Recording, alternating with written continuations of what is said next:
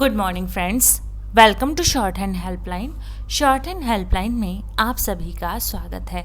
चलिए स्टार्ट करते हैं आज का डिक्टेशन, जिसकी स्पीड है 80 शब्द प्रति मिनट और यह लिया जाता है दैनिक जागरण संपादकीय से। और इसकी पीडीएफ एंड आउटलाइंस की पीडीएफ आपको प्रतिदिन हमारे टेलीग्राम चैनल पर फ्री ऑफ कॉस्ट सभी के लिए प्रोवाइड कराई जाती है।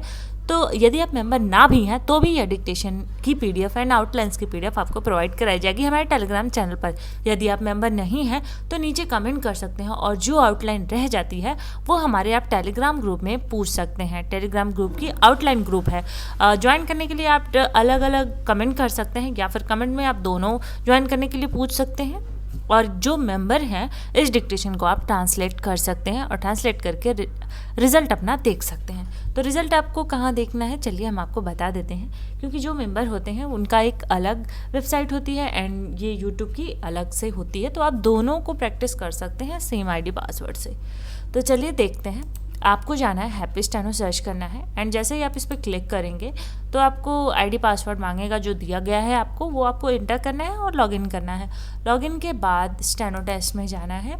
सिलेक्ट लैंग्वेज में मंगल सिलेक्ट करिए, न्यूज़ एंड इसको में आपको जागरण एडिटोरियल ही दिखेगा।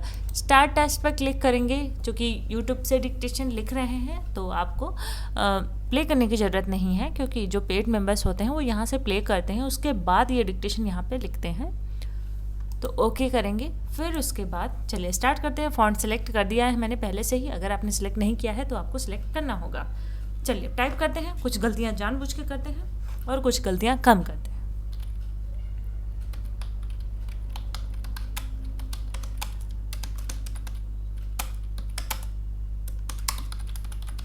स्थापना दिवस के अवसर पर प्रधानमंत्री नरेंद्र मोदी ने इस एजेंसी की प्रशंसा करते हुए जिस तरह यह कहा कि भ्रष्टाचार के मामलों की जांच में उसे हिचकने की आवश्यकता नहीं है। ओके, इतना ही टाइप करते हैं और इसके बाद रिजल्ट देख लेते हैं, क्योंकि वीडियो बहुत लंबी हो जाएगी और बहुत सारी गलतियां जानबूझ के की है ताकि आपको रिजल्ट पता चल सके। कि इतने से वर्ड में केंद्रीय जांच ब्यूरो मैंने गलत लिखा है। ब्लू कलर से ग्रीन कलर से ये मेरा इनपुट है, यानी आपका इनपुट होगा, और पिंक में यहाँ पे सही वर्ड होगा। तो ग्रीन में देख रहे हैं मैंने यहाँ पे गलत लिखा है एंड सही वर्ड यहाँ पे सो रहा है स्थापना हाफ कैरेक्टर है, इसलिए ये यहाँ पे शो कर रहा है, क्योंकि इन स्क्रिप्ट में फीड है और मैं टाइप कर रही हूँ गेल में, तो इसलिए यहाँ पर सही होते हुए भी गलत दिखा रहा है। दिवस के अवसर पर प्रधानमंत्री मैंने गलत लिखी है, मंत्री में बिंदी लगानी थी जो कि मैं नहीं लगाई हूँ तो गलत हो रहा है, और नरेंद्र में आधा न लिखना था और मैंने यहाँ पे बिंदी लगा दिया है, तो यहाँ पे ये गलत शो हो रहा है, लेकिन एग्जाम में ये सही माना जाता है। मोदी ने इस एजेंसी की प्रशंसा करते हुए जिस तरह यह कहा कि भ्रष्टाचार मैंने पूरा गलत लिख दिया है, कि मामलों भी गलत लिखा है, कि जांच में उसे हिचकने, यहाँ पे एक ही मात्रा छूट गई है, कि आवश्यकता में सेम हाफ कैरेक्टर आधा स है, इसलिए यहाँ पे गलत शो हो रहा है। नहीं है के बाद कॉमा है। आई होप आप लोगों को इतने में ही समझ में आ गया होगा। तो बाकी आप पूरा टाइप करेंगे तो आपको रिजल्ट शो होगा। यदि आप मेंबर बनना चाहते हैं तो आप डिस्क्रिप्शन बॉक्स चेक करें, वहाँ पे आपको लिंक दी गई होगा, वहाँ से आप डायरेक्ट हमें मैसेज कर सकते हैं और डिटेल के लिए पूछ सकते हैं, डिटेल या डेमो इत्यादि के लिए पूछ सकते हैं। और अगर उस तरह से भी नहीं मिलता है तो जो पीडीएफ हम शेयर करते हैं वहाँ पे ये लिखा हुआ है SMS हियर टू ज्वाइन, तो आप यहाँ पे आप क्लिक करके हमें मैसेज कर सकते हैं। ये हमारा यूट्यूब चैनल, ये हमारा या फिर एडमिन, यानी हमें यहाँ पे मैसेज कर सकते हैं। इंस्टाग्राम पे भी मैसेज कर सकते हैं, जहाँ आप चाहें आप मैसेज कर सकते हैं और डिटेल के लिए पूछ सकते हैं। तो चलिए बढ़ते हैं डिक्टेशन की तरफ, जिसकी स्पीड है 80 शब्द प्रति मिनट। आई होप आप लोगों ने हमारे चैनल सब्सक्राइब कर लिया होगा, अगर नहीं किया है तो प्लीज़ अभी कर लीजिए और बगल में जो बेल आइकन है उसे दबाना बिल्कुल भी ना भूलें। तो चलिए स्टार्ट करते हैं। 80 शब्द प्रति मिनट स्टार्ट होगा 3 सेकेंड बाद। स्टार्ट। केंद्रीय जांच ब्यूरो के स्थापना दिवस के अवसर पर प्रधानमंत्री नरेंद्र मोदी ने इस एजेंसी की प्रशंसा करते हुए जिस तरह यह कहा कि भ्रष्टाचार के मामलों की जांच में उसे हिचकने की आवश्यकता नहीं है। उससे यदि कुछ स्पष्ट हो रहा है तो यही कि सीबीआई के भ्रष्टाचार विरोधी अभियान में और तेजी आने के ही आसार हैं। इसका संकेत इससे भी मिलता है कि उन्होंने विपक्षी दलों पर निशाना साधा। उन्होंने यह संकेत एक ऐसे समय दिया जब विपक्षी दल और खासकर कांग्रेस यह आवाज उठाने में लगी हुई है कि केंद्रीय एजेंसियों का दुरुपयोग किया जा रहा है। कुछ विपक्षी दल तो इस शिकायत के साथ सड़क पर उतरने के अतिरिक्त सुप्रीम कोर्ट का दरवाजा भी खटखटा चुके हैं। पैरा विपक्षी दल कुछ भी कहें, वे राजनीतिक भ्रष्टाचार से इनकार नहीं कर सकते। नेताओं और नौकरशाहों के भ्रष्टाचार के मामले खत्म होने का नाम नहीं ले रहे हैं।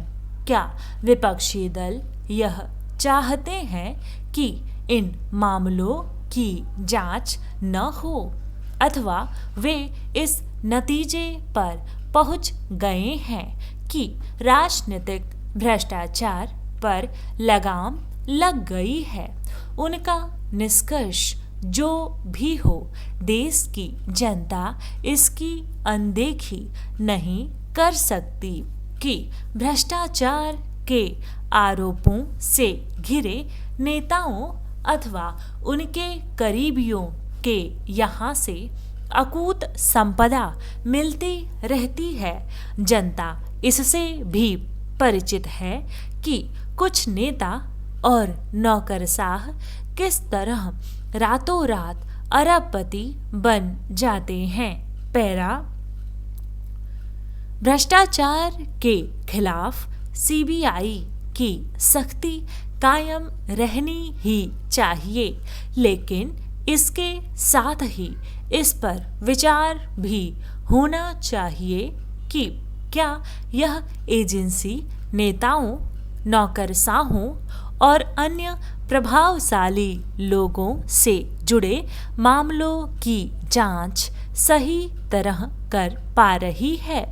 दावा कुछ भी किया जाए, आम जनता के मन में इस जांच एजेंसी की छवि ऐसी नहीं कि वह रसूख वालों और विशेष रूप से नेताओं के मामलों की जांच तत्परता से कर पाती है और दोषी लोगों को समय रहते सजा दिला पाती है।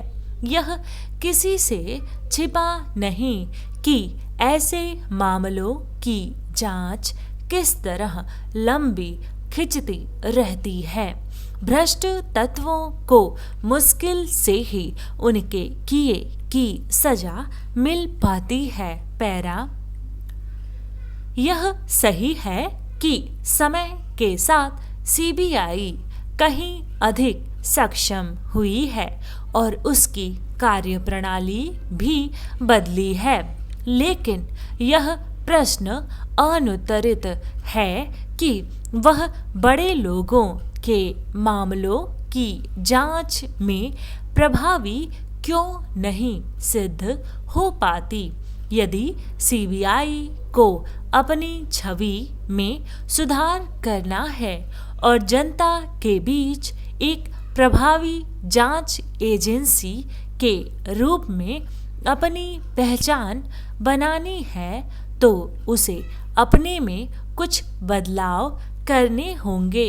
इसी के साथ उसे इस छवि से भी मुक्त होना होगा कि उसका राजनीतिक इस्तेमाल होता है। यह किसी से छिपा नहीं कि अतीत में उसका राजनीतिक इस्तेमाल होता रहा है। इसी कारण एक समय उसे पिंजरे में कैद तोते की संज्ञा दी गई थी। डिक्टेशन समाप्त हुआ। मिलते हैं नेक्स्ट वीडियो में। टिल देन आप अपनी फैमिली का ख्याल रखिए और हमारा ख्याल आप इस प्रकार रख सकते हैं कि इस वीडियो को ज़्यादा से ज़्यादा शेयर करें। व्हाट्सएप स्टेटस पर भी लगा सकते हैं आप, ताकि आपके दोस्त को भी इसके बारे में पता लग सके। और अगर आपने सब्सक्राइब नहीं किया है तो प्लीज़ आप भी कर लीजिए और दोस्तों से भी सब्सक्राइब के लिए कहिए, ताकि आपको डेली डिक्टेशन का लाभ मिल सके। मिलते हैं नेक्स्ट वीडियो में। धन्यवाद।